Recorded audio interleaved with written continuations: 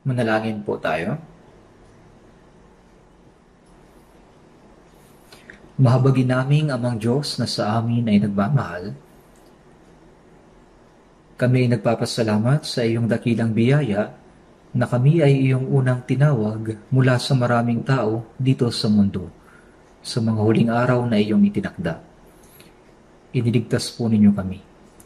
Ibinukod bilang mga banal, palaging ginagabayan at tinutulungan upang mamuhay kami ng naaayon sa kalooban ng Panginoon, na nag-aaral at sumusunod sa salita ng Diyos, na nakikisama sa mga banal sa iglesia na siyang katawan ng Panginoon, kung saan kumikilos ang Diyos.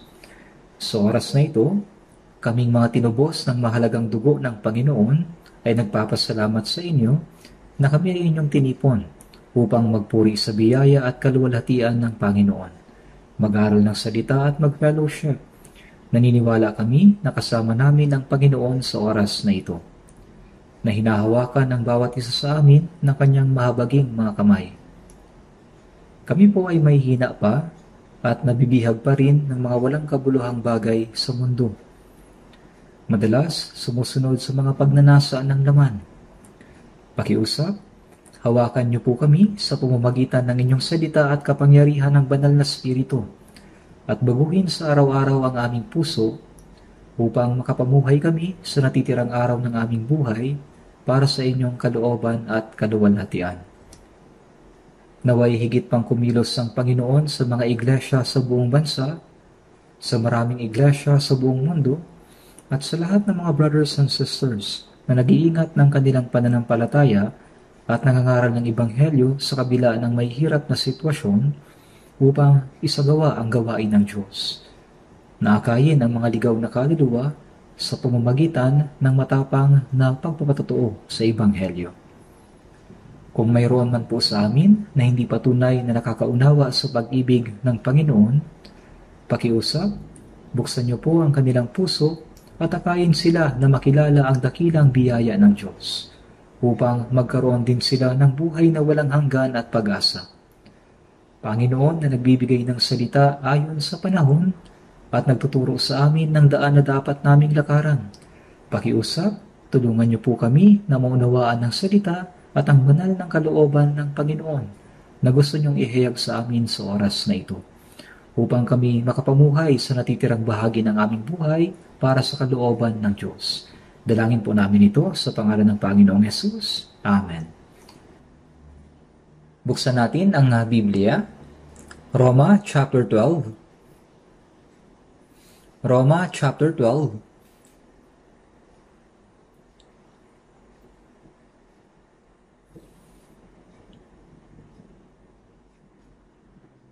Roma chapter 12, verse 1 at 2.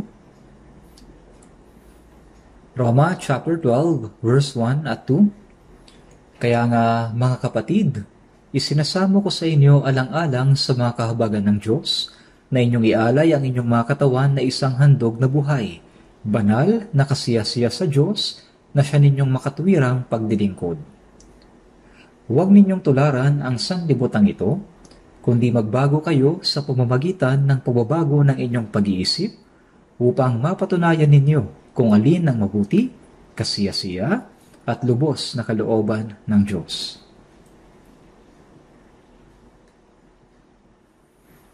Hanggang dito na lamang po.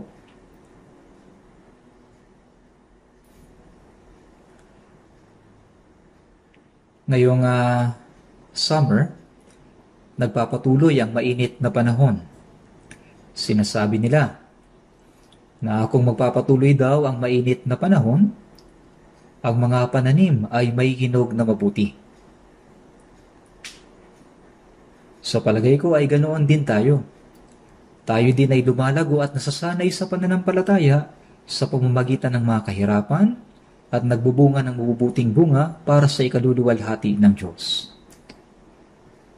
Kaya nga sinasabi na kung tatanggapin ang mga kahirapan, ito ay kapakipakinabang at mabuti. Ngayong araw, pag-aralan po natin ang salita na may pamagat na isang handog na buhay, banal na kasiyasiya sa Diyos. Ayon sa Roma chapter 12.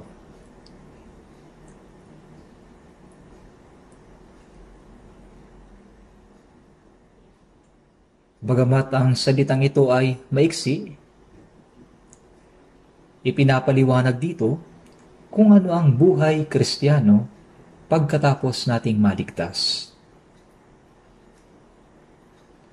Ang salitang kaya nga ay konektado sa mga naunang salita na binanggit. Babasahin ko po sa Roma chapter 11 verse 35 to 36. O sino ang nakapagbigay na sa kanya at siya'y mababayaran, sapagkat mula sa kanya at sa pamamagitan niya at para sa kanya ang lahat ng mga bagay. Sumakanya nawa ang kaluwalhatian magpakailanman. Amen.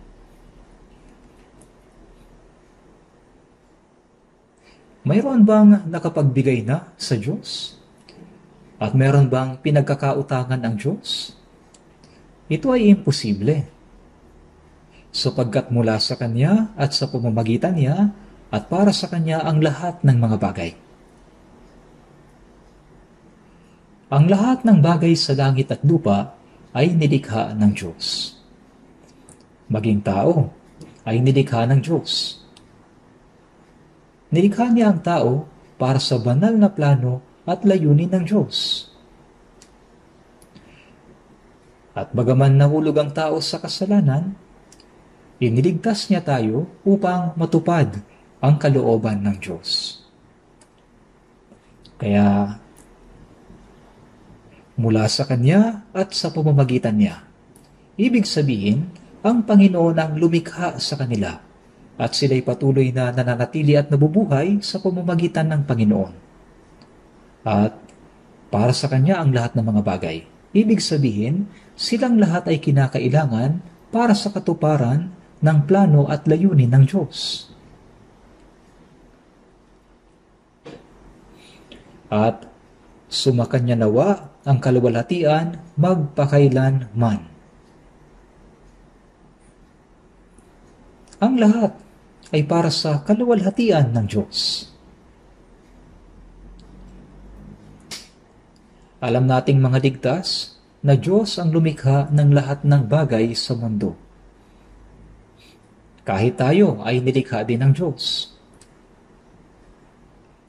Sa awit 139 verse 13, hinubog mo ang aking mga nasa loob na bahagi, at sa bahay bata ng aking ina ako'y iyong hinabi. Nilikha din ng Diyos ang ating katawan. Tayo binigyan ng buhay, hininga at lahat ng mga bagay, at tayo ay nabubuhay sa biyaya na Kanyang ibinigay sa atin. Nung tayo ay naligaw sa kasalanan at hindi natin ito nalalaman, una tayong minahal ng Diyos. Sinugo niya ang Kanyang tanging anak upang tayo'y iligtas. Siya ang tumanggap ng sumpa at hatol na nararapat ay sa atin doon sa krus, at pinatawad ang ating mga kasalanan magpakailanman sa pamamagitan ng pagdanak ng dugo at kamatayan ng Panginoon. Kaya hindi lamang ang lahat ng mga bagay nagmula sa Diyos, kundi tayo din ay nilikha ayon sa layunin at plano ng Diyos. Tinanggap din natin ang kamanghamanghang biyaya at pag-ibig ng Diyos, at tayo'y naligtas.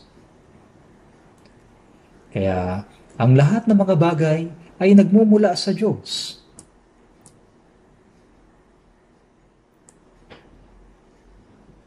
Walang sino man ang maaaring magbigay ng kanyang sarili sa Diyos nang wala munang natatanggap mula sa Diyos. Napaka-importante nito sa ating buhay Kristiyano. Kaya nga, mga kapatid,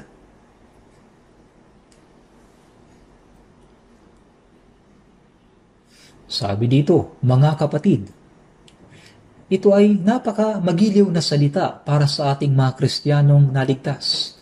Mga kapatid, iniligtas tayo ng Panginoon. At hindi niya ikinahihiya na tawagin tayong mga kapatid.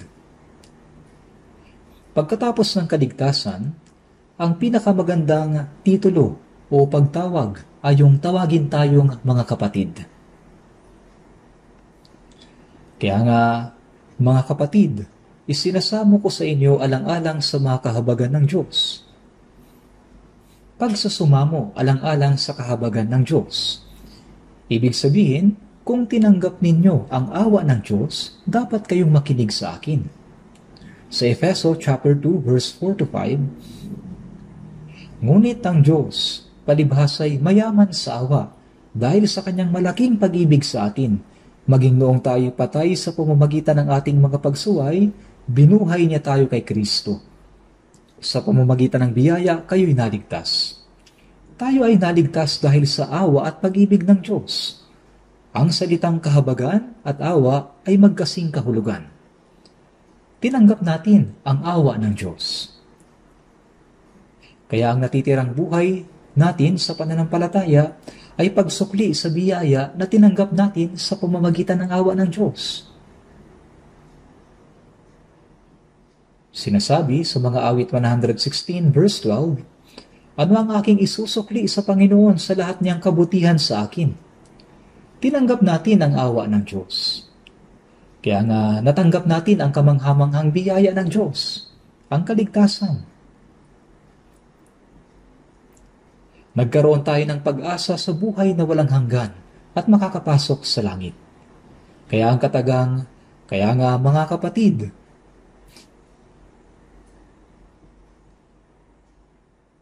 isinasamo ko sa inyo alang-alang sa mga kahabagan ng Diyos. Ito'y nangangahulugan na kung natanggap mo ang awa ng Diyos, kailangan mong pakinggan ito. Natural lang ito. Dahil natanggap natin ang awa ng Diyos, ang ating natitirang buhay ay pagtugon sa awa na ito. Mahal tayo ng Diyos. At dahil sa pag-ibig na ito, tinanggap natin ang kaligtasan. Kaya nga ang mga tumanggap ng pag-ibig ng Diyos ay namumuhay na nagmamahal sa Diyos. At ang mga tumanggap ng awa ng Diyos ay namumuhay alinsunod sa awa na iyon. Inyong ialay ang inyong mga katawan na isang handog na buhay. Banal na kasiyasiya sa Diyos. Inyong ialay ang inyong katawan na isang handog na buhay, banal na kasiyasiya sa Diyos.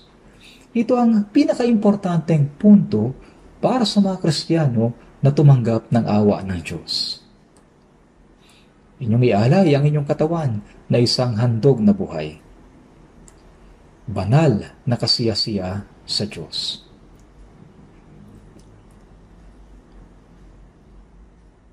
Pag-isipan natin ang ibig sabihin ng pag-aalay ng handog. Sa Lumang Tipan, ang mga Israelita ay nag-aalay ng maraming uri ng handog sa Diyos. Ang tungkulin ng pagkapari sa Lumang Tipan ay ibinigay sa mga inapo ni Aaron mula sa lipi ni Levi. Sa kanila ibinigay yung pagkapari. Gayunpaman, sa panahon ng Bagong Tipan, si Jesus ang naging unang punong pari. Sinasabi sa Hebreo chapter 6 verse 20, si Jesus na naging pinakapunong pari magpakailanman ayon sa pagkapari ni Melchizedek. Si Jesus ay naging punong pari ayon sa buhay na walang hanggan at kapangyarihan. Sa makatuwid, si Jesus ang pinakapunong pari. Nagpakita si Jesus bilang pinakapunong pari ayon sa pagkapari ni Melchizedek, na isang uri ni Jesus. Kaya sa Hebreo chapter 6 verse 19 to 20, isang pag-asa na pumapasok sa loob ng santuaryo sa kabila ng tabing, na do'y naunang pumasok para sa atin si Jesus, na naging pinakapunong pari magpakailanman ayon sa pagkapari ni Melchizedek. Kaya si Jesus ang pinakapunong pari. At tayo, na naligtas sa pamamagitan ng kanyang kamatayan at muling pagkabuhay, ay naging isa sa kanya. At dahil tayo ay kaisa niya, tayo din ay mga pari. Si Jesus ang pinakapunong pari at tayo ang mabababang pari. Sa makatuwid, tayo ay naging mga banal na pari ng Diyos. Sinasabi sa Efeso chapter 5 verse 2, lumakad kayo sa pag-ibig gaya ng pag-ibig ni Kristo sa atin, at ibinigay ang kanyang sarili para sa atin bilang handog at alay sa Diyos, upang maging samyo ng masarap na amoy. Isinakripisyo ni Jesus ang kanyang sarili para sa atin. Siya'y naging mabangong alay para sa Diyos. Ngayon, sa atin na mga naligtas, sinasabi, inyong ialay ang inyong mga katawan na isang handog na buhay, banal na kasiyasiya sa Diyos. Ito ay isang utos. Sa Biblia, ang unang utos ay kailangang maligtas. At pagkatapos maligtas, maraming utos kung paano dapat mabuhay ang mga ligtas na tao. Ang mga ito ay hindi optional o pwedeng pagpilian, kundi mga ganap na utos na kailangang sundin. Sa makatuwid, ang inyong ialay ang inyong mga katawan na isang handog na buhay, banal na kasiyasiya sa Diyos, ay isang utos. Isang utos. Ngayong tayo ay naligtas, kung paanong inihain ni Jesus ang kanyang sarili upang maging isang mabagong handog pantubos sa Diyos, dapat din nating ialay ang ating mga katawan bilang isang handog na buhay, na kasiyasiya sa Diyos. Inyong ialay ang inyong mga katawan na isang handog na buhay, banal na kasiyasiya sa Diyos. Kaya tayo ay mga pari. Sa unang Pedro, chapter 2, verse 5, tulad ng mga batong buhay, hayaan ninyong kayo ay maitayo bilang espiritual na bahay tungo sa banal na pagkapari, upang mag-alay ng mga espiritual na handog na kasiyasiya sa Diyos sa pamamagitan ni Jesucristo. Maging banal na pari na nag-aalay ng mga espiritual na handog na kasiyasiya sa Diyos. At sa unang Pedro, chapter 2, verse 9, ngunit kayo isang lahing pinili, isang maharlikang pagkapari. Ang isang hari ay namamahala. At ano ang kanyang pinamumunuan? Pinamumunuan niya ang kanyang sarili at ang mundo upang mag-alay ng mga banal na handog sa Diyos. Na ginagawa siyang maluwalhating pari.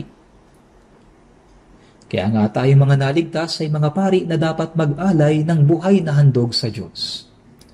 Sa Lumang Tipan, ang mga Israelita ay nag-aalay ng mga handog sa pamamagitan ng pagpatay ng mga tupa, mga kambing, mga guya, na kanilang pinapagdanak ang dugo. Inialay ni Jesus ang kanyang katawan bilang isang mabangong handog at hain sa Diyos. Ngayon, tayo mga naligtas ay mga pari. At ang hain o handog na iniaalay natin sa Diyos ay itong ating katawan. Dapat nating ialay ang ating katawan bilang isang banal at handog na buhay na katanggap-tanggap sa Diyos. Ang handog na buhay ay nangangahulugan na lahat ng aspeto ng ating buhay. Ang tinutukoy ng handog na buhay ay lahat ng bahagi sa buhay natin. Dapat banal at kalugod-lugod sa Diyos.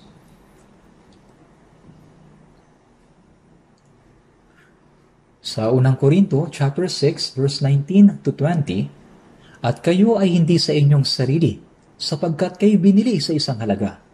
Ang dahilan kung bakit iniaalay natin ang ating sarili sa Diyos ay dahil sa ang ating katawan at kaluluwa ay binili na ng mahalagang dugo ng Panginoong Hesus.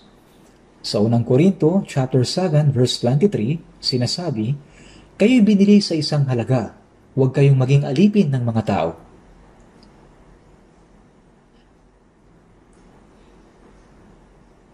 Ang ating katawan at kaluluwa ay binili ng mahalagang dugo ni Jesus. Siya'y nag-alay ng kanyang buhay upang iligtas tayo. Sa makatuwid, ang ating katawan at kaluluwa ay hindi na sa atin, kundi sa Panginoon na. Ibinibigay lang natin sa Panginoon ang sa Kanya. Maaring iniisip ng mga hindi ligtas na sarili nilang pag-aari ang ibinibigay nila sa Panginoon.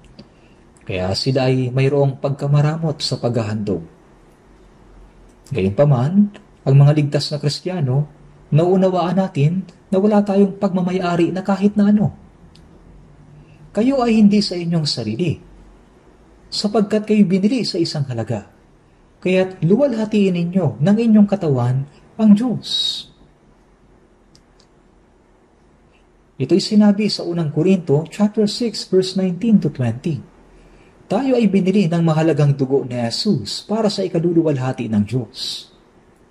Ang mga taong ligtas ay nabubuhay hindi para sa kanilang sarili, kundi para sa kaluwalhatian ng Diyos. Gaya ng sinasabi sa unang Korinto 10:31, kung kayo man ay kumakain, umiinom, o anuman ang inyong ginagawa, gawin ninyo ang lahat sa ikaluluwalhati ng Diyos. Ang ating buong buhay ay dapat nating ipamuhay para sa ikaluluwalhati ng Diyos. Tayong mga ligtas ay napakahalagang nilalang, sapagkat binili ng Diyos, binili ng Panginoon sa pamamagitan ng kanyang dugo, hindi lamang ang ating katawan, kundi pati ang ating kaluluwa. Kung may isang tao na bumili ng isang bagay sa mataas na presyo, kung ibinigay niya ang lahat ng kanyang kayamanan upang mabili ito, ituturing niya itong napakahalaga, di ba? Ngayon, hindi lamang kaluluwa natin, kundi pati na rin ang ating katawan ay binili na ng mahalagang dugo ng Panginoon. Kaya hindi na tayo sa ating sarili, kundi sa Panginoon. At nabubuhay tayo dito sa lupa para lamang sa kaluwalhatian ng Panginoon.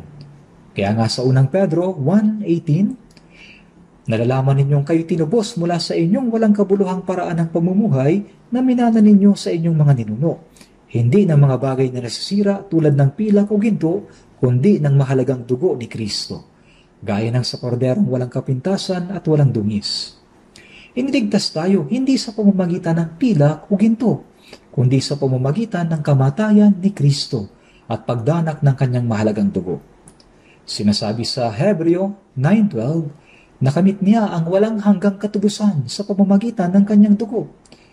Namatay si Jesus at tiniyak ang walang hanggang katubusan sa pamamagitan ng kanyang sariling dugo. Ang ating kaluluwa at katawan ay binili na sa isang halaga. Ngayon, ang ating buhay pananampalataya ay nagsisimula sa paniniwala na ito'y hindi na akin, kundi sa Panginoon na. Kaya nga ang buhay pananampalataya ay nagmumula sa awa ng Diyos, sa pag-ibig ng Diyos. Sa Efeso 1:7, sa Kanya'y mayroon tayong katubusan sa pamamagitan ng Kanyang dugo na kapatawaran ng ating mga kasalanan ayon sa mga kayamanan ng Kanyang biyaya.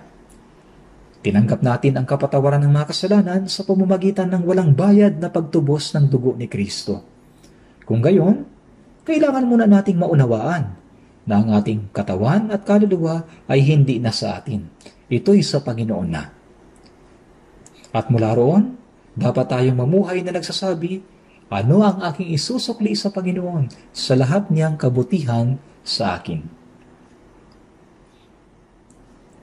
Sa unang Timoteo, chapter 2, verse 6, sinasabi na si Kristo ibinigay ang kanyang sarili na pantubos sa lahat.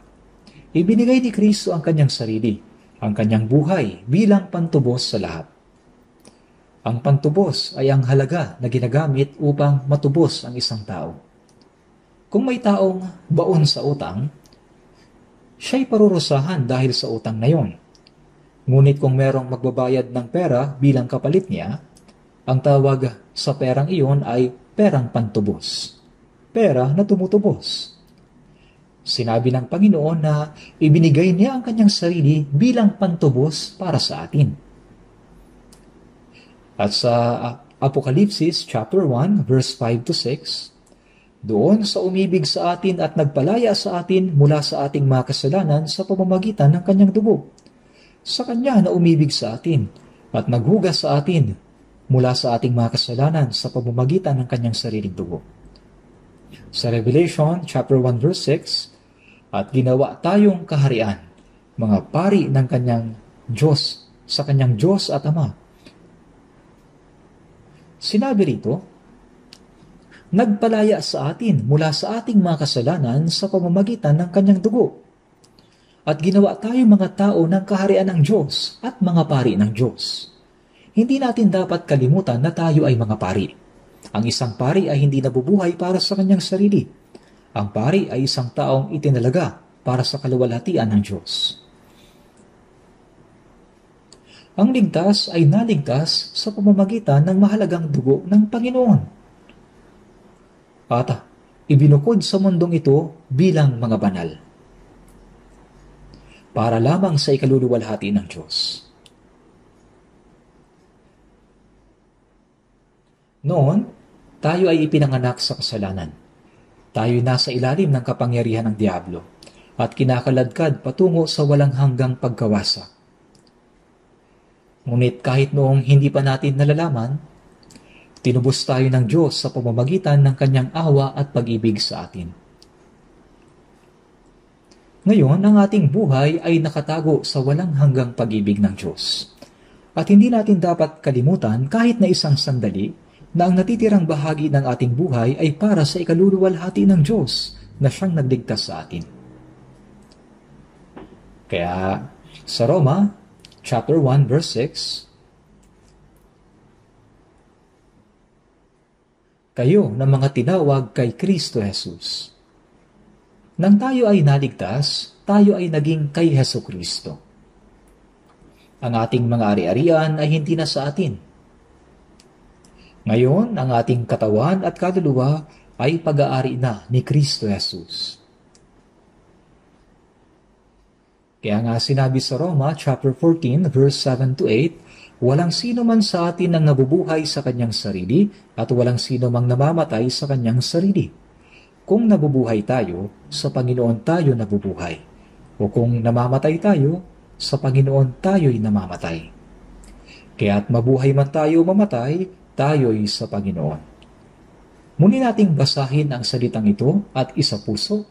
Sabi, sa atin. Ang tinutukoy rito ay tayo mga banal, mga Kristiyanong naligtas. Walang sino man sa atin ang nabubuhay sa kanyang sarili, at walang sino mang namamatay sa kanyang sarili. Ang isang tao na nabubuhay para sa kanyang sarili, nagdurusa para sa kanyang sarili, nagsusumika para sa kanyang sarili, at pagkatapos ay namamatay para sa kanyang sarili, ay isang tao na wala kay Kristo. Kung gagawin ito ng isang taong ligtas, ito ay isang buhay na sumasalungat sa katotohanan siya'y ligtas.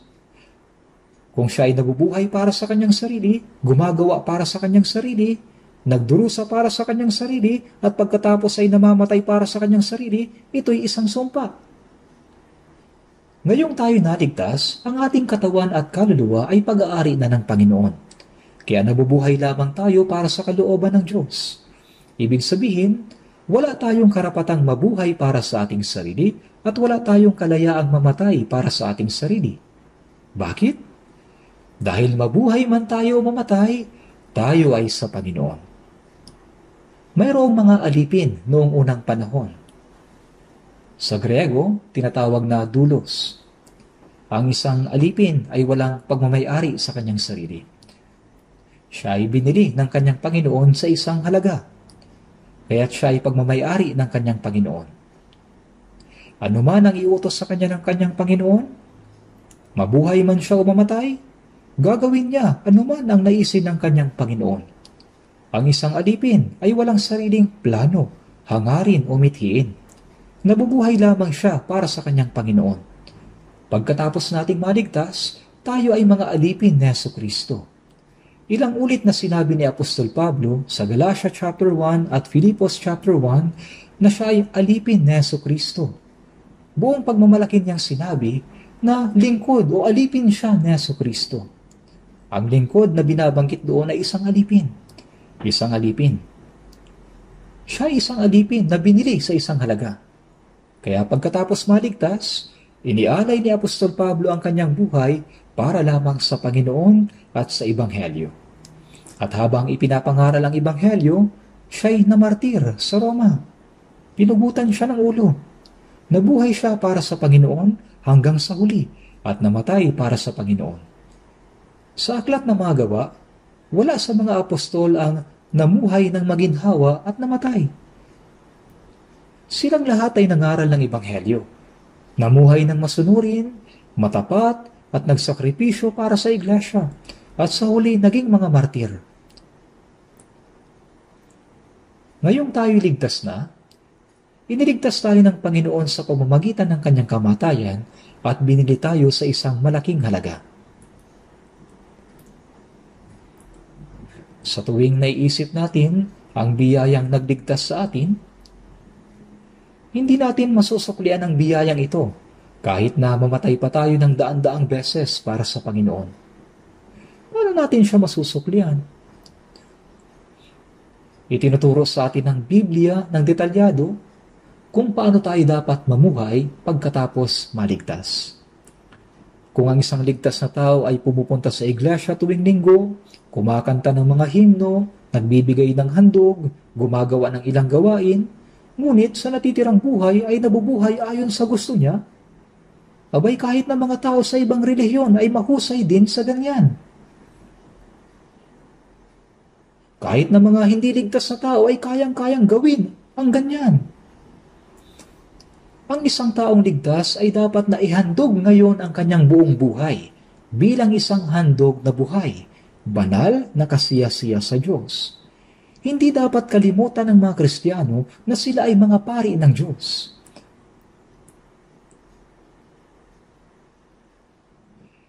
Tayo'y pari ng Diyos at ang ating katawan ang ating handog. Ito'y isang banal na handog. Kailangan nating mag-alay ng isang banal na handog na kalugod-lugod sa Diyos. Ang paghahandog ng ating katawan ay hindi lamang tumutukoy sa ating pisikal na katawan. Kasama dito ang ating puso, isip, at lahat ng aspeto ng ating buhay. Buong buhay dapat ihandog sa Diyos. Kaya dapat nating ialay ang ating katawan, puso, at lahat ng sa atin bilang isang handog na buhay na kasiyasiya sa Diyos. Tayo ay naligtas sa pamamagitan ng kamanghamanghang biyaya at awa ng Diyos. At gaya ng sinasabi ng himno, bagaman hindi ko masuklian ang biyaya ng pag-ibig, ang aking mahinang puso at abang katawan ay maglilingkod sa Panginoon. Maglilingkod sa Panginoon.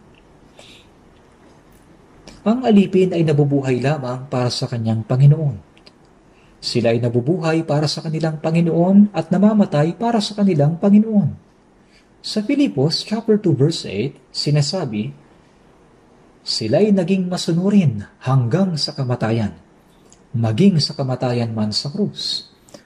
Ang mga alagad ng Panginoon ay merong parehong pag-iisip. Nabuhay sila para sa Panginoon. Sila'y naging masunurin hanggang sa kamatayan para sa Kanya. Ganito rin sa atin. Dahil tayo ay iniligtas sa pamamagitan ng dakila at kamanghamanghang biyaya ng Diyos, hindi tayo naglilingkod sa Diyos dahil inutusan tayo. Dapat ay kusang loob nating ialay ang ating sarili sa Diyos. Mamuhay bilang pari na naglilingkod sa Kanya. Tayo ay mga pari, at ang handog na ating iniaalay ay ang ating sariling katawan. Ang ating katawan, puso at lahat ng meron tayo ay dapat nating ialay sa Diyos bilang isang handog. Sinasabi na ang handog na alay sa Diyos ay dapat dalisay at walang kapintasan. Kaya sa Levitico chapter 22 verse 20, huwag ninyong iahandog ang anumang may kapintasan sapagkat ito ay hindi tatanggapin sa inyo. Hindi tayo dapat maghandog ng merong kapintasan. Kailangan nating mag-alay ng handog na dalisay at walang batik.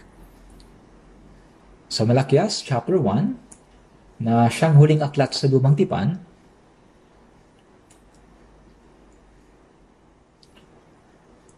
makikita natin na bagaman naroroon si Propeta Malakias, ang mga Israelita ay malayo sa Diyos.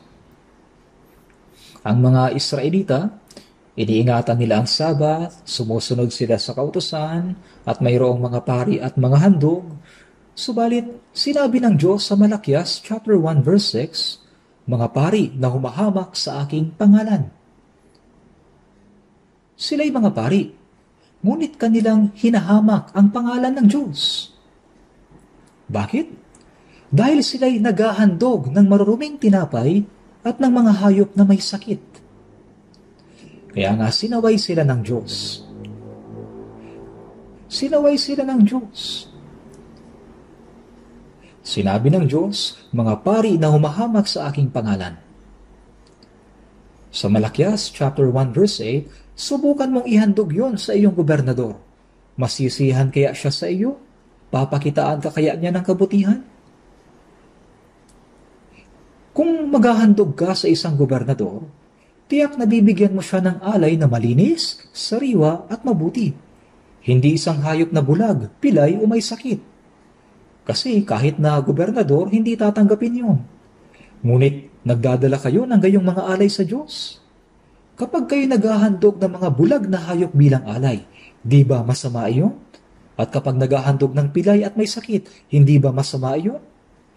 Sa Isaiah chapter 1 verse 13, huwag na kayong magdala ng mga walang kabuluhang alay. Kung hindi tayo mag-iingat, kahit na tayo mga pari, kung ang ating puso at buhay ay hindi malinis, ito ay kagaya ng pag-aalay ng maruming pagkain at hayop na may sakit.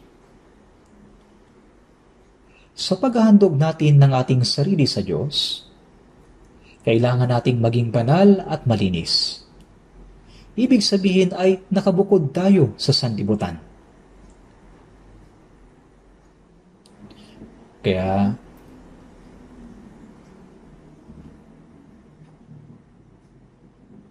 sinasabi sa unang Pedro, chapter 1, verse 15 to 16, yamang banal ang sa inyo'y tumawag, maging banal din naman kayo sa lahat ng paraan ng inyong pamumuhay. Kayo'y maging banal sapagkat ako'y banal. Ang Diyos ay banal. Kaya't ang mga naglilingkod sa Kanya bilang pari ay dapat maging banal din. Dapat nating ihandog ang ating katawan sa Diyos. Ibig sabihin, hindi lamang ang pisikal na katawan natin, kundi pati ang puso at buong buhay natin. Ibig sabihin ay maging nakabukod sa sanlibutan, banal at malayo sa lahat ng kasinungalingan at kasalanan. Kung hindi natin ito gagawin at susubukan nating mag-alay sa Diyos ng may tiwaling buhay, ito ay tulad ng pag-aalay ng maruming pagkain. Ito ay tulad sa pag-aalay ng hayop na bulag, pilay o may sakit. Ganito ang ginagawa ng mga pari na umahamak sa pangalan ng Diyos. Sinabi ng Biblia, kayong masasamang pari. Sa Malakias chapter 1 verse 8, kapag kayo naghahandog ng pilay at may sakit, hindi ba masama iyon? Ito ay pagsaway ng Diyos, kaya dapat tayo magnilay. Ang puso ko ba at buhay ay tunay na nakabukod bilang banal sa mundo? Kung mayroong kasalanan sa ating puso at buhay, hindi natin maihahandog ang ating sarili bilang isang alay sa Diyos. Kailangan nating ibukod ang ating katawan bilang banal. Sa Isaiah chapter 52, verse 11, sinabi ng Diyos sa mga pari na nagbubuhat ng kaba ng tipan, kayo'y humayo, kayo'y umalis doon. Huwag kayong humipo ng maruming bagay. Kayo lumabas sa gitna niya. Kayo magpakalinis. Kayo nagdadala ng mga sisidlan ng Panginoon. Tayo, gaya ng mga Levita sa lumang tipan, ay mga manggagawa ng Diyos na naglilingkod sa Kanya. Kaya dapat tayong lumayo mula sa lahat ng kasalanan at karumihan. At huwag humipo ng anumang bagay na marumi. Sa 2 Korinto chapter 6 verse 17, sinabi ni Apostol Pablo sa mga taga-Korinto, kaya nga lumabas kayo sa kanila, humiwalay kayo. Binabanggit dito ang paghiwalay sa mga hindi ligtas na tao. At huwag kayong humipo ng anumang bagay na marumi. Siya ay nagsasalita tungkol sa pagiging bukod sa kabanalan. Sa 2 Korinto chapter 7 verse 1, nagpatuloy pa siya, yamang taglay natin ang mga pangakong ito, linisin natin ang ating sarili mula sa bawat karumihan ng laman at spirito, na ginagawang sakdal ang kabanalan sa pagkatakot sa Diyos. Sa pagkatakot sa Diyos. Dapat linisin natin ang ating mga sarili mula sa bawat karumihan ng laman at spirito. Ito'y tumutukoy sa ating pisikal at panloob na buhay. Ang karumihan ay tumutukoy sa kasalanan na inilalarawan bilang marumi. Sinasabi doon, linisin natin ang ating mga sarili. Sa pagkatakot sa Diyos, dapat nating ituring na ang kasalanan ay mas malala kaysa ketong. dapat nating katakutan ito. Hindi natin ito dapat na binabaliwala. Huwag mag-enjoy dito. Ganyan ang ginagawa ng mga hindi ligtas na taong nakalaan sa impyerno. Kung mayroong bagay sa ating buhay na marumi sa paningin ng Diyos, maaari ba tayo makapag-alay ng mga handog na kasiyasiya sa Kanya? Hindi ito mangyayari. Dapat tayong maging malinis. Kung ang isang ligtas na tao ay namumuhay ng pabaya, ito'y hindi katanggap-tanggap sa Diyos.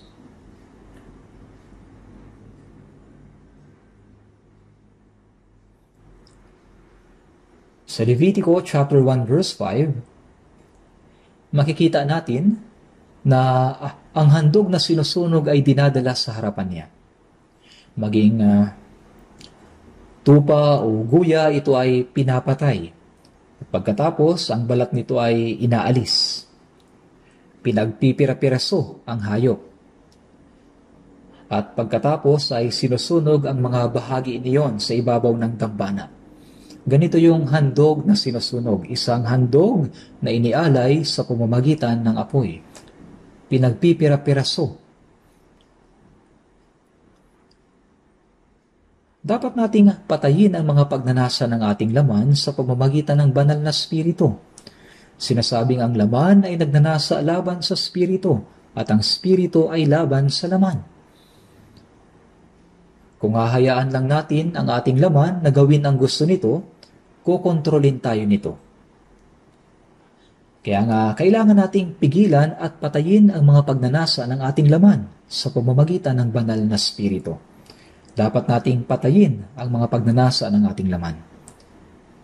Kaya kailangan nating hubarin ang dati nating pagkatao.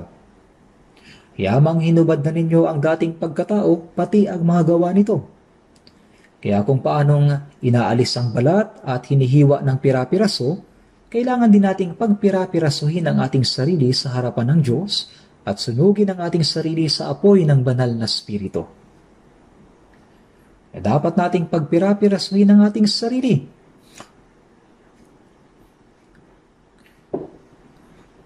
Ito yung alay na kasiyasiya at tinatanggap ng Diyos. Ang mga Kristiyano na nag-aalay ng kanilang sarili sa Diyos ay tumatalikod sa kanilang kalayaan at kasiyahan na maaari sana nilang matamasa. Ang mga pari na nag-aalay ng mga banal na handog sa Diyos ay mga taong tumalikod sa kalayaan at kasiyahan ng laman na natamasa sana nila.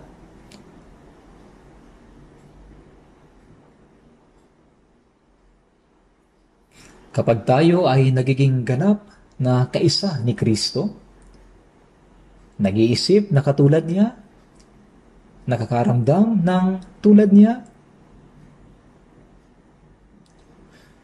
nagnanais ng mga nais niya, ganap na sumusunod sa kanyang plano at kalooban. Kung tayo ay nagiging ganap na kaisa ni Kristo, mayroong pag-iisip na kagaya niya, nilanais yung mga nais niya. Kung ganon, tayo ay tunay na nagiging tunay na handog sa Diyos. Sa unang Juan chapter 2 verse 6, ang nagsasabing siya'y nananatili sa Kanya ay nararapat ding lumakad gaya ng Kanyang paglakad. Ngayong tayo ay naligtas, tayo ay nananatili sa Panginoon. Ang Panginoon ay laging nasa akin, at ako'y nasa Panginoon. May himnong ganito, ang Panginoon ay nasa akin at ako'y nasa Panginoon. Tayo ay kaisa ng Panginoon. Ang nagsasabing siya'y nananatili sa Kanya ay nararapat ding lumakad gaya ng Kanyang paglakad. Natural lang para sa mga Kristiyano na mamuhay gaya ng Panginoon. Ngunit, tila hindi ba ganoon karami ang namumuhay sa ganoong paraan? Ngunit, ito ang nais ng Panginoon sa atin.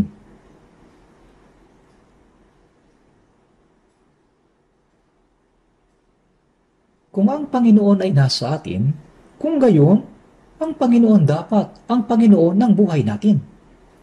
Sa Galatia chapter 2 verse 20, ako'y ipinakong kasama ni Kristo.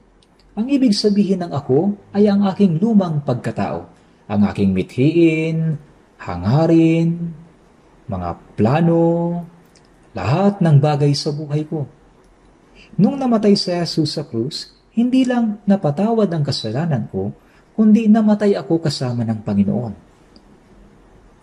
Ako rin ay inilibing kasama ng Panginoon. Pagkatapos maligtas, nagpabautismo tayo. Ang bautismo ay isang pagdilibing. Kaya sa Roma chapter 6 verse 4, tayo ay inilibing na kasama niya sa pamamagitan ng bautismo tungo sa kamatayan. Ano ang inilibing natin? Ang ating lumang pagkatao, ang taong makasalanan, inilibing na kasama niya. Kaya pag-ahon sa tubig, tayo ay naging bagong tao na. Isang taong matuwid na nabubuhay sa natitirang bahagi ng buhay para sa kalooban at ikaluluwalhati ng Diyos.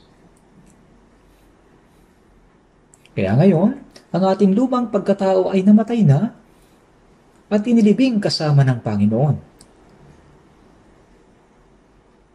Sa unang Pedro chapter 4 verse 1 to 2, kung paanong si Kristo ay nagdusa sa laman ay sandatahan din naman ninyo ang inyong sarili ng gayong pag-iisip, sapagkat ang nagdusa sa laman ay tapos na sa kasalanan. Upang hindi na kayo mamuhay sa laman sa inyong nalalabing panahon sa masasamang pagnanasa ng mga tao, kundi sa kalooban ng Diyos. Upang tayo ay iligtas, si Jesus ay nagdusa din sa laman. Siya'y namatay para sa atin. Sandatahan din naman ninyo ang inyong sarili ng gayong pag-iisip. Ang pagsunod sa kalooban ng Diyos ay may kaakibat na pagdurusa at sakripisyo. Ngunit ang ating laman ayaw nito. Sandatahan din naman ninyo ang inyong sarili.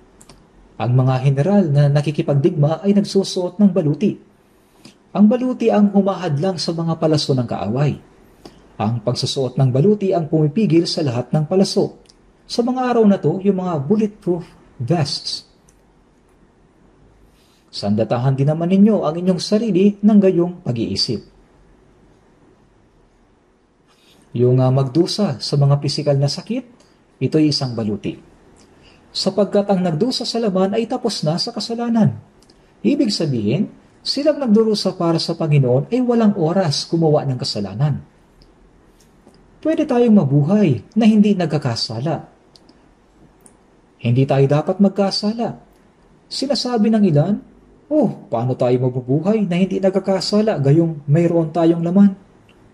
Huwag kayong magdahilan ng ganyan. Ang mga pagnanasa ng laman ay pinapatay ng Espiritu. Sa Galatia chapter 5 verse 24, ipinako sa krus ng mga na kay Kristo Jesus ang laman kasama ang mga masasamang pagnanasa at kahalayan nito. Kaya sa unang Korinto chapter 15 verse 31, sinabi ni Apostol Pablo, ako'y namamatay araw-araw. Kailangan nating mamatay araw-araw. Bakit? Kasi ang katawan na ito ay muling mabubuhay kung bibigyan mo ng kaunting pagkakataon. Kaya nga sinabi ni Apostol Pablo, sinusupil ko ang aking katawan at ginagawa itong alipin. Sinabi rito na ang mga pagdurusa para sa Panginoon ay baluti. Kung paano nga si Kristo ay nagdusa sa laman, sandatahan din naman ninyo ang inyong sarili ng gayong pag-iisip. Ngayong ligtas na tayo, sapat na ang nakarahang panahon para sa ating laman. Dapat nating ituring na sapat na ang nakarahang panahon na tayo namuhay sa lahat ng uri ng kasalanan ayon sa mga pagnanasa ng ating laman. Sapat na yun. Kung patuloy tayong magkakasala at mamumuhay na masuwayin bagaman ligtas na, hindi ito katanggap-tanggap sa mata ng Diyos. Inutusan niya tayo. Yamang banal ang sa inyo'y tumawag, maging banal din naman kayo sa lahat ng paraan ng inyong pamumuhay. Ang kabanalan ay pagiging bukod sa sanlibutan ito. Sa mga gawa, chapter 2, verse 40, humigit kumulang 3,000 tao ang naligtas at nabautismuhan sa araw ng Pentecostes. Sinabi ni Pedro sa kanila, iligtas ninyo ang inyong sarili mula sa baluktot na lahing ito. Ang kaluluwa ay naligtas na mula sa impyerno. Ngunit, upang maligtas mula sa baluktot na lahing ito, kailangan maging bukod tayo. Dapat tayong maging hiwalay mula sa masama, baluktot at mapagnasang lahing ito. Hindi tayo taga-sanlibutan, kahit na nakatira tayo dito. Sinabi ni Jesus sa Juan chapter 15, kayo'y hindi taga-sanlibutan, kundi kayo'y pinili ko mula sa sanlibutan. Kayo'y hindi taga-sanlibutan. At sa John chapter 17 verse 16, sa panalangin na ibinigay ni Jesus nung gabi bago siya namatay, sinabi niya, hindi sila taga-sanlibutan, na gaya ko na hindi taga-sanlibutan. Tayo ay naligtas, ngunit hindi tayo kabilang sa sanlibutan. Silang mga kabilang sa sanlibutan ay patungo sa impyerno. Ibinukod tayo mula sa kanila. Tayo'y mga anak ng Diyos. Kailangan nating mamuhay sa natitirang bahagi ng ating buhay para sa kalooban at kaluwalhatian ng Diyos. Kung mabubuhay lamang tayo para sa kalooban at kaluwalhatian ng Diyos, ang Diyos ang bahala sa ating buhay. Kung mabubuhay ka ng ayon sa kalooban ng Diyos, hindi ka mamamatay kahit na parang mamamatay ka na. Sa 2 Korinto, chapter 6, verse 9, sabi ni Pablo, tulad sa naghihingalo at narito kami buhay. Gaya ng sa mga pinarurusahan, subalit hindi pinapatay. Dahil sa tayo ay nabubuhay sa pagpapala at biyaya ng Diyos, kung tayo ay mamumuhay na nakabukod sa sanlibutan ayon sa kalooban ng Diyos, Diyos ang bahala sa lahat. Dapat natin itong paniwalaan. Nang sabihin ng Diyos kay Abraham na ialay ang kaisa-isa niyang anak na si Isaac sa bundok ng Moria, sinabi ni Abraham, sige po. Hindi siya nagdalawang isip. Ang kanyang anak na si Isaac, na ipinanganak nang siya'y 100 taong gulang, ay higit na mas mahalaga sa sarili niyang buhay. Kahit na marami siyang kayamanan, mas mahalaga si Isaac sa lahat ng iyon. Inutusan ng Diyos si Abraham na ialay ang kanyang anak bilang isang handog. Anong sinabi ni Abraham? Hayaan mong pag-isipan ko muna. Bigyan mo ako ng kaunting oras upang mag-isip. Kakausapin ko muna ang aking asawa. Ganoon ba ang sinabi niya? Hindi po. Sa halip ay kanyang sinabi, sige po. Siya ay maagang bumangon. Hindi niya kinausap ang kanyang asawa. Sinabi niya, punta tayo sa bundok ng Moria. Naglakbay sila ng 3 araw at pagkatapos, iniwan niya yung mga lingkod sa ibaba ng bundok. Bakit? Kasi malinaw na pipigilan nila si Abraham. Nababaliw ka na ba, Panginoon? Nagpatuloy siya sa paglalakad na may dalang patalim at apoy. At si Isaac na 12 taong gulang ay sumusunod sa kanya na pasan yung kahoy ng handog na susunugin. Tay, nakapag-alay na tayo dati. Tingnan mo, narito ang patalim at ang apoy at ang kahoy. Ngunit nasaan ang korderong handog na susunugin? Nang marinig ito ni Abraham, sa tingin nyo, ano kaya ang naramdaman niya? Kanyang sinabi, anak ko, Diyos ang magkakaloob ng korderong handog na susunugin. Maaring nadurog ang kanyang puso. Tama? Dahil kailangan niyang kunin ang patalim upang patayin ang kanyang anak. Tinapos niyang mabuti si Isaac at sinubukang patayin. Pero Abraham, Abraham, tinawag siya ng Diyos ng 2 ulit. Tumigil ka. Ngayon nalalaman ko na ikaw ay may takot sa Diyos at hindi mo ipinagkait sa akin ang iyong anak, ang iyong kaisa-isang anak. Si Abraham ay nakapasa sa pagsusulit na may score na 100. Upang makapasa sa pagsubok, gaano ba nadurog ang puso niya? Mayroon din tayong sakit at pagdurusa dahil kailangan ang mga paghihirap at sakripisyo upang masunod ang salita ng Panginoon. Sumusunod tayo sa salita at kalooban ng Panginoon sa gitna ng mga kahirapan dahil ito yung paghahandog.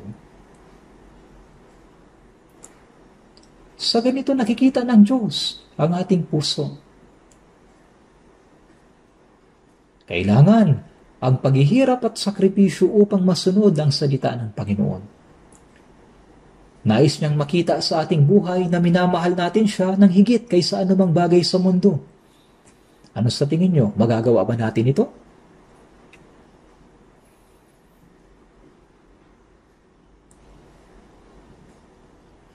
buhay ng isang ligtas na tao na sumusunod sa salita ng Diyos. Ang kanyang buong buhay ay isang handog na buhay na iniaalay sa Diyos. Ang ating buong buhay ay dapat maging handog na buhay sa Diyos.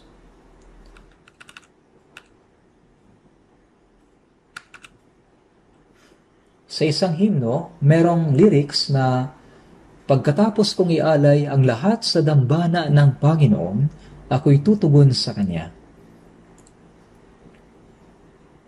Inihain ng Panginoon ang Kanyang sarili bilang isang mabangong samyo upang iligtas tayo. Ngayon, hindi ba natin kayang ialay itong hamak nating katawan bilang handog sa Diyos? Hindi ba natin kayang ialay itong katawan natin sa Kanya bilang isang handog?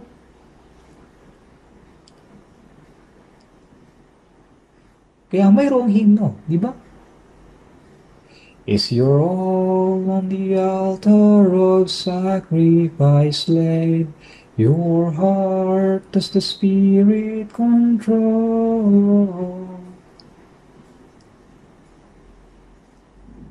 Pagkatapos nating ialay ang ating sarili bilang handog na buhay,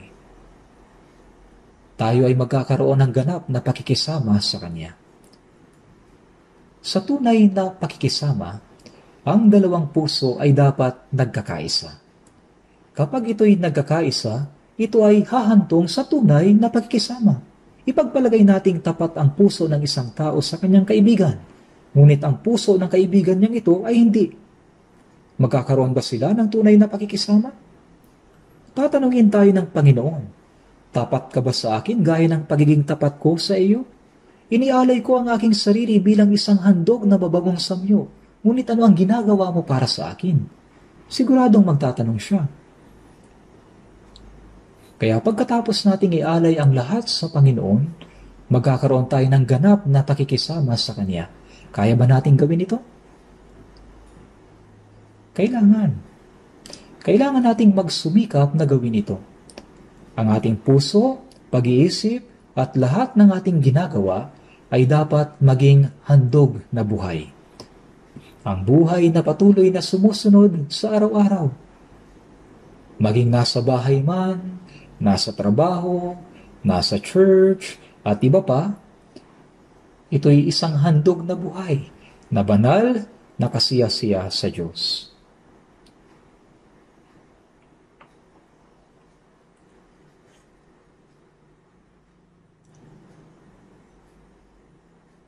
Sa mga araw na ito, nabubuhay tayo na hindi nag-iisip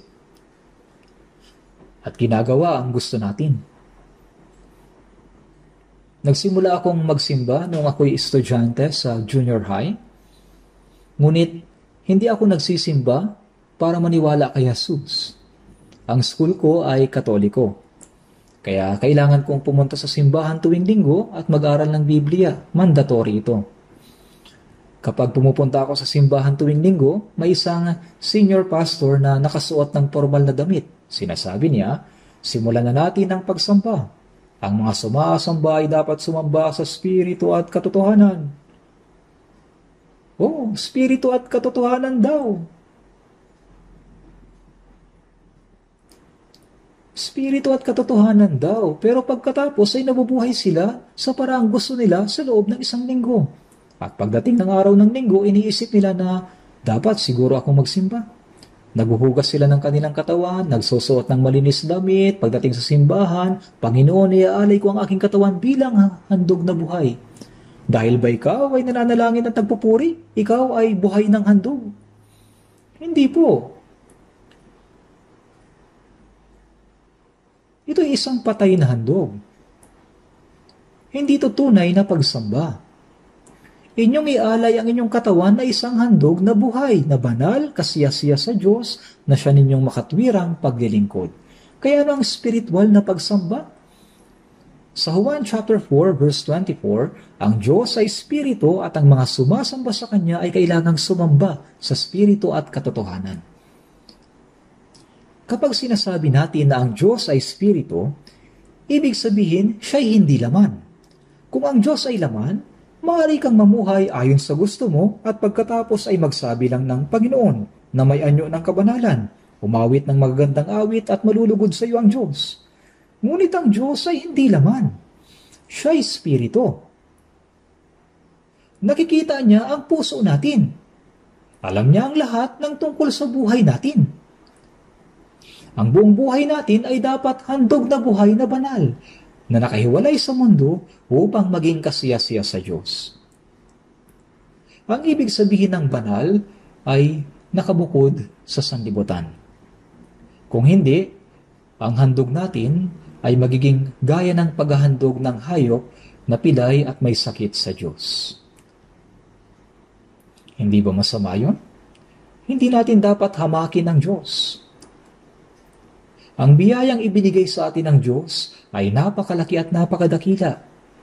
Tayo ay ginawa niyang kanyang mga anak at siya'y kasama natin habang tayo nabubuhay dito sa mundo. Ginagabayan niya tayo tungo sa walang hanggang langit. Hindi natin siya dapat hamakin, baliwalain at kalimutan. Ito ay pagpapasakop sa awa ng Diyos. Ganyan ang buhay pananampalataya. Gaano man tayo sumusunod at mamuhay ng matuwid para sa Panginoon, hindi natin masusuklian ang lubusan ng kanyang biyaya. Gaano man tayo sumunod at mamuhay. Sa Colossus chapter 3, verse 23 at 24, sinasabi, "Ano man ang inyong ginagawa, gawin ninyo ng buong puso na parang sa Panginoon kayo naglilingkod at hindi sa tao." Kaya kahit sa lugar ng ating trabaho, bilang mga Kristiyano, hindi dapat tayo tatamad-tamad na gagawa lang kunwari kapag nandyan ang boss. Hindi dapat ganyan kumilos ang isang Kristiyano. Ano man ang inyong ginagawa, gawin ninyo ng buong puso na parang sa Panginoon kayo naglilingkod at hindi sa tao. Gagantimpalaan ng Panginoon ang lahat sa aking buhay Kristiyano. Kaya maging nasa bahay, nasa trabaho o nasa church, ang lahat ng ating ginagawa ay hindi para sa ating sarili, kundi para sa Diyos at para sa kanyang kaluwalhatian.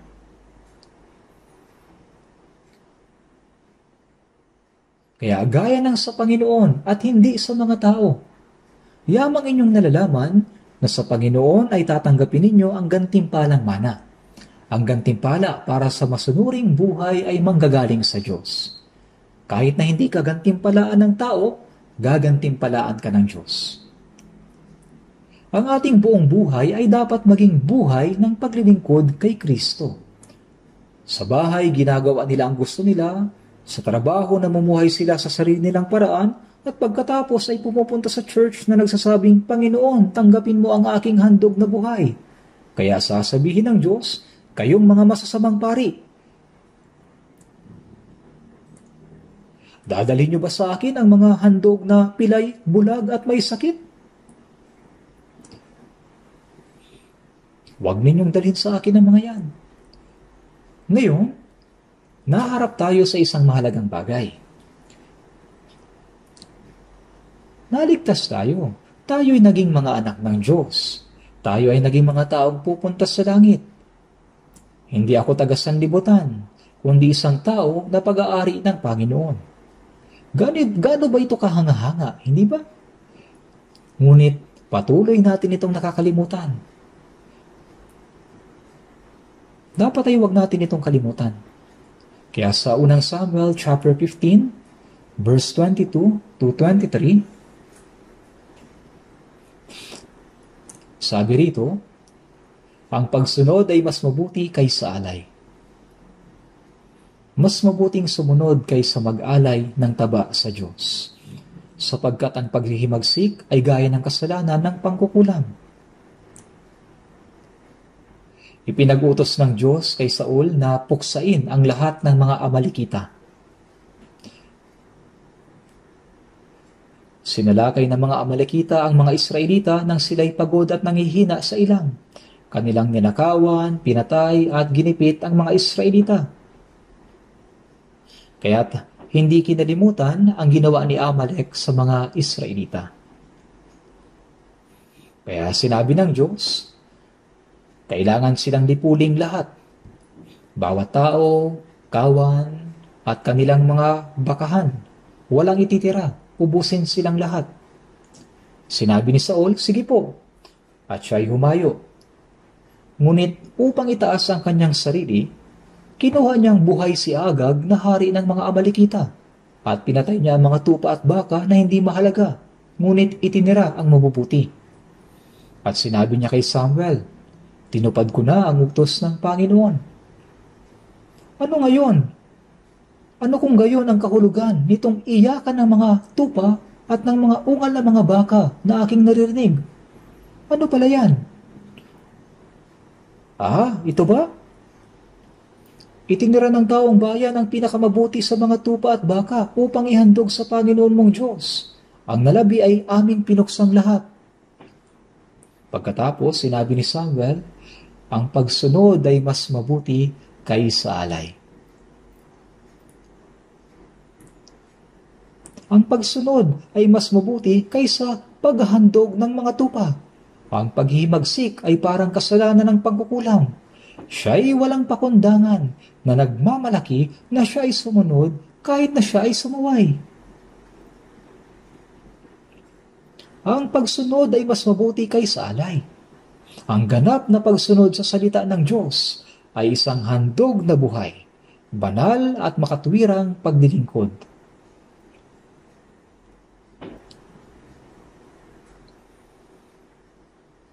Sa Lucas chapter 6 verse 46, sinabi ni Jesus, bakit ninyo ako tinatawag na Panginoon, Panginoon? Ngunit hindi ninyo ginagawa ang sinasabi ko. Sinasabi ng mga tao, Panginoon. Ang salitang Panginoon ay hari sa Chinese character. Pagkatapos nating maligtas, ang mga taong tunay na naligtas ay tumatawag kay Jesus bilang Panginoon. Siya ang Panginoon ng ating puso, ang walang hanggang Panginoon. Siya ang walang hanggang hari. Gayunman, sinasabi ng mga tao sa kanilang bibig, Panginoon, Panginoon, ngunit hindi nila sinusunod ang salita ng Panginoon. Bakit hindi ninyo ginagawa ang mga bagay na sinasabi ko? Kung tinatawag mo siyang Panginoon, si Jesus ay dapat tunay na Panginoon ng iyong puso at buhay. Kung sinasabi mong Panginoon sa iyong bibig, at pagkatapos ay namumuhay ka, ayon sa iyong sariling kagustuhan, ito ay paghamak sa pangalan ng Diyos. Kaya sa 2 Korinto chapter 5 verse 9, sinabi ni Apostol Pablo, kaya't maging nasa tahanan o malayo sa tahanan, ang aming mithiin ay ang bigyan siya ng kasiyahan. Opo, ipinangaral ni Apostol Pablo ang Ebanghelyo sa buong buhay niya. Sinikap niyang maging taong kasiyasiya sa Diyos.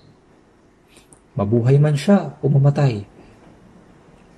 Sinabi sa Filipos chapter 1 verse 20, ayon sa aking lubos na inaasahan at pag-asa na sa anuman na hindi ako mapapahiya, kundi sa buong katapangan na gaya ng dati, gayon din naman ngayon, dadakilain si Kristo sa aking katawan, maging sa pamamagitan ng buhay o kamatayan. Si Kristo lang ang gusto kong dakilain sa pamamagitan ng aking katawan, maging sa buhay man o kamatayan.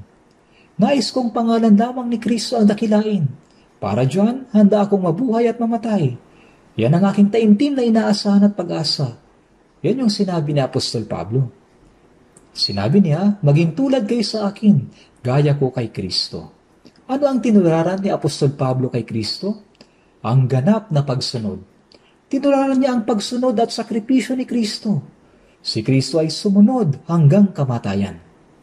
Kaya sa Galatia chapter 6 verse 17, buhat ngayon ay huwag akong guluhin ng sinuman, sapagkat taglay ko sa aking katawan ang mga bakas ng paghihirap ni Jesus.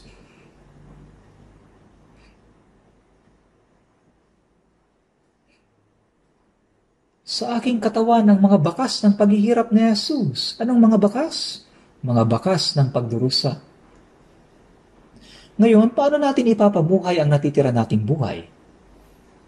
Hindi ba natin kayang mamuhay bilang mga tunay na Kristiyano? Yung hindi lang sinasabi na tayo'y Kristiyano?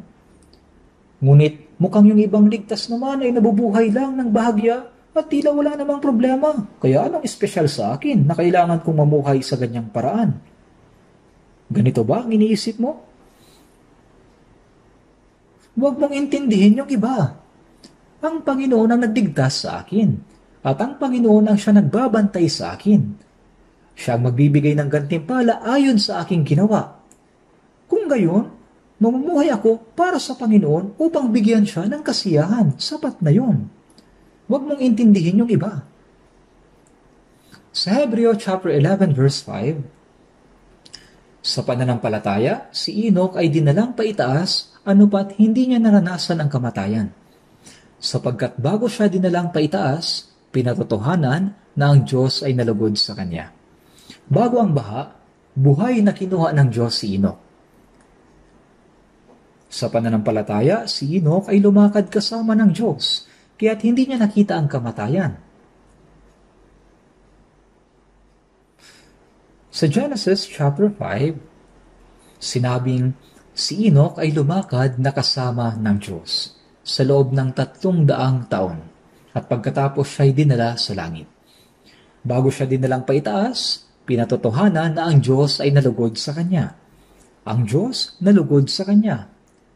Tiyak na tayo ay nabubuhay na sa panahon kung kailan pwede tayong humarap sa Panginoon habang buhay pa tayo, kagaya ni Enoch. Sapagkat lahat ng mga propesiya na mangyayari bago ang ikalawang pagdating ng Panginoon, natupad ng lahat. Naganap na ang lahat ng mga propesiya na mangyayari bago dumating ang Panginoon. Ang mga tanday natupad ng lahat. Wala nang iba pang kailangang matupad. Ano pa ba ang kailangang maisakatuparan? Kahit sa oras na to, pwede nang dumating ang Panginoon. Pagdating ng Panginoon, ang mga ligtas na namatay na ay mabubuhay na walang pagkasira. At ang mga nabubuhay pa ay babaguhin sa isang sandali. At kukunin ng Panginoon gaya ni Enoch. Si Enoch, bago siya dinalang paitaas, pinatotohanan na ang Diyos ay nalugod sa kanya. Kailangan din nating tumanggap ng patotoo na ang Diyos ay nalugod sa atin. Habang buhay pa tayo sa mundong ito, bago tayo humarap sa Panginoon. Sa Galatia chapter 1 verse 10, sinabi ni Apostol Pablo, "Ako ba'y naghahangad ngayon ng pagsang-ayon ng mga tao o ng Diyos? O sinisikap ko bang bigyang lugod ang mga tao? Kung ako'y nagbibigay lugod pa rin sa mga tao, hindi sana ako naging alipin ni Kristo." Huwag nating subukan na tao ang bigyan ng kasiyahan. Ang dapat na binibigyan natin ng kasiyahan ay ang Panginoon. Mabuhay man tayo mamatay. Bakit? Sapagkat tayong lahat ay kailangang humarap sa hukuman ni Kristo upang bawat isa ay tumanggap ng kabayaran sa mga bagay na ginawa niya sa pamamagitan ng katawan, maging mabuti man o masama. Sinasabi na pagkatapos nating maligtas, hahatulan tayo ayon sa kung paano tayo namuhay sa pamamagitan ng ating katawan. Kaya nga, dapat nating ialay ang katawang ito bilang handog na buhay. Hindi ito dapat pakitang pagsamba. Maraming Kristiyano ang nagtitipon at nagsasagawa ng mga ritual ng pagsamba, ngunit hindi ito makatuwirang pagdilingkod. Nagtitipon tayo sa iglesia upang mag-aral ng salita at malaman kung ano ang makatuwirang paglilingkod. Mahalagang magtipon sa iglesia, ngunit ang pamamaraan sa pag-awit ng himno at pananalangin ay hindi isang makatuwirang paglilingkod. Sa halip, yung buong buhay dapat handog na buhay at makatuwirang paglilingkod para sa kalooban at kaluwalhatian ng Diyos. Ang sumasamba sa Kanya ay kailangang sumamba sa Espiritu at katotohanan. Ginagabayan tayo ng banal na Espiritu sa katotohanan.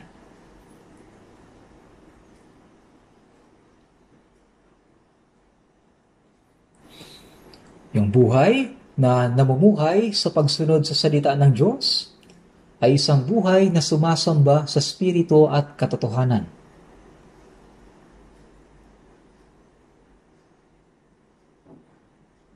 Tingnan po natin at basahin sa Roma chapter 12 verse 2. Roma chapter 12 verse 2.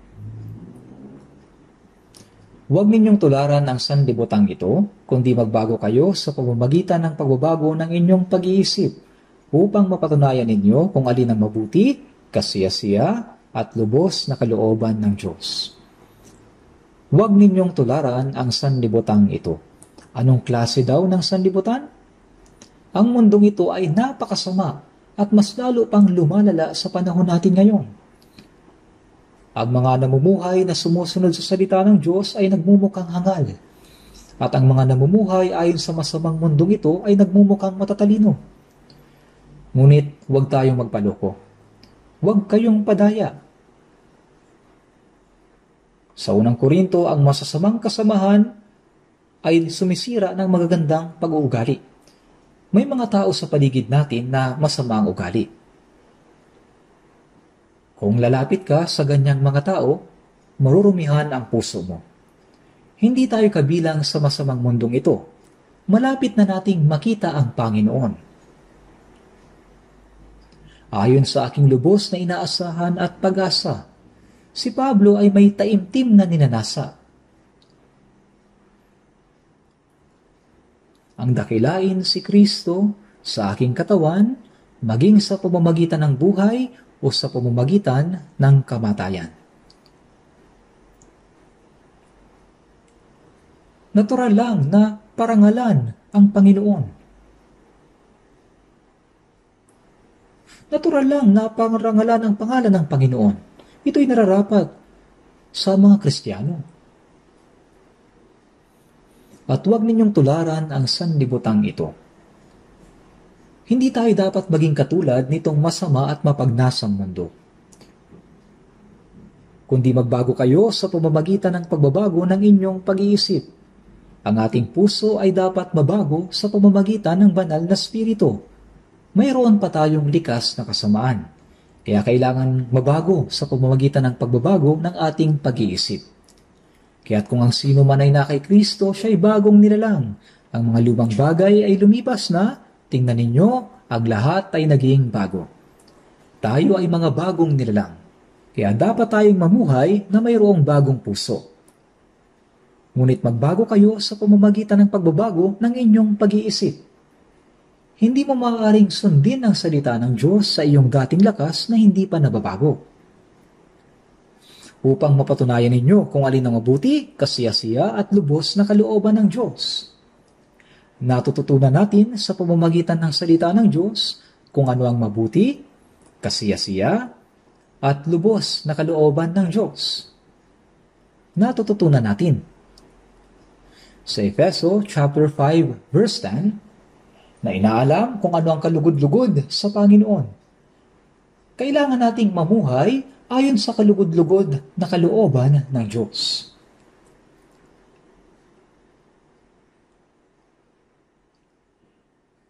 Hindi natin dapat baliwalain ang isyong ito.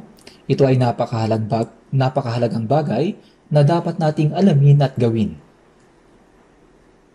Kung dumating ang Panginoon ngayon, mananagot tayo sa naging buhay natin sa mundong ito. Handa ka na ba? Sa Filipos chapter 2 verse 13, sinabi ni Apostol Pablo, Diyos ang gumagawa sa inyo maging sa pagnanais at sa paggawa para sa kanyang mabuting kalooban. Ang Diyos ay nasa mga naligtas. Nais ng Diyos na gumawa sa atin.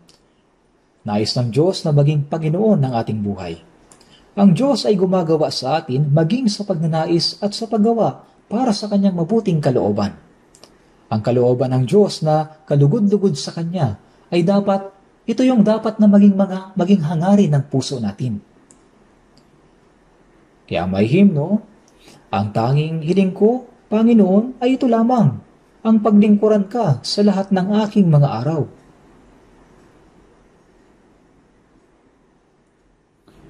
Kung ito ay kalooban ng Panginoon, tayo ay mabubuhay o mamamatay.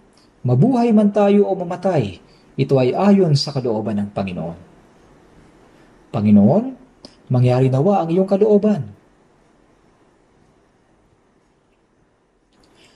Ang mga hain natin sa Diyos, yung mga alay natin, ay dapat walang dungis at dalisay.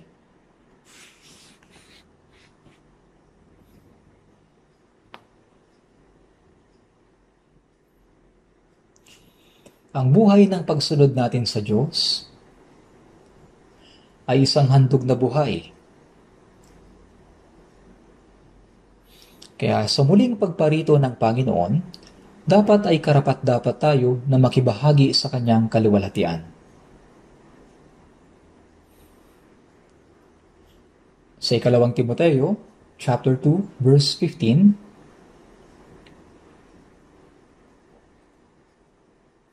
manggagawang walang anumang dapat ikahiya.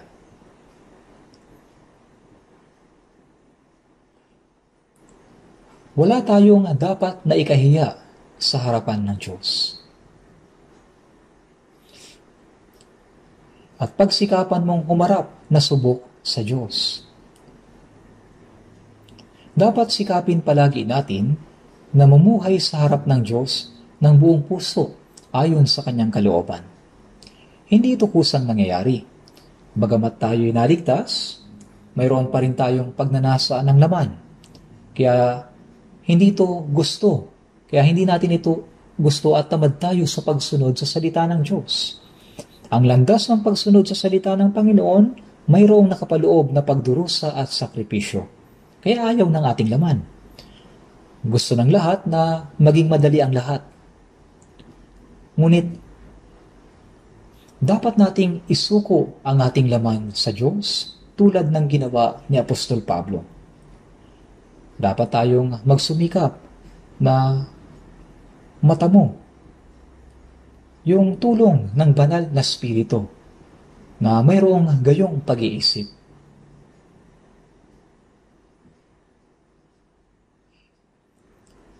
Kaya tulad ng ginawa ni Pablo, dapat nating isuko ang ating katawan sa Diyos.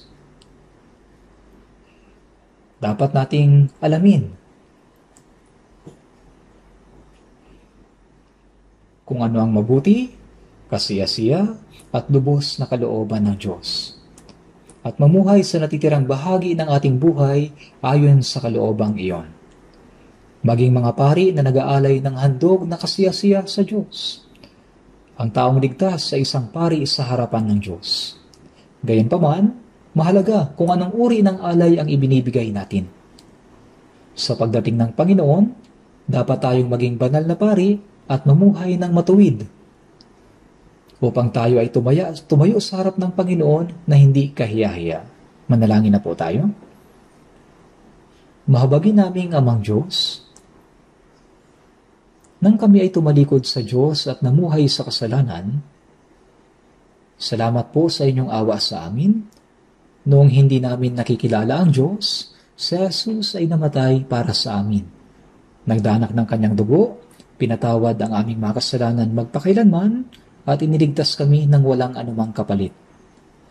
Ang aming katawan at kaluluwa ay binili ng dugo ng Panginoon, kaya't sila ay sa Panginoon.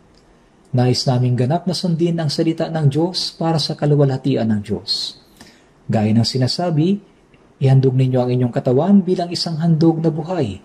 Naway ang aming natitirang bahagi ng aming buhay, ang aming pag-iisip at salita, kilos, ay para lamang sa kaluwalhatian ng Diyos. At naway pamunuan at gabayan mo kaming lahat upang makapag-alay kami ng banal na handog na kasiyasiya sa Diyos sa pamamagitan ng aming buhay. Sa pangalan ng Panginoong Yesus, kami nananalangin. Amen.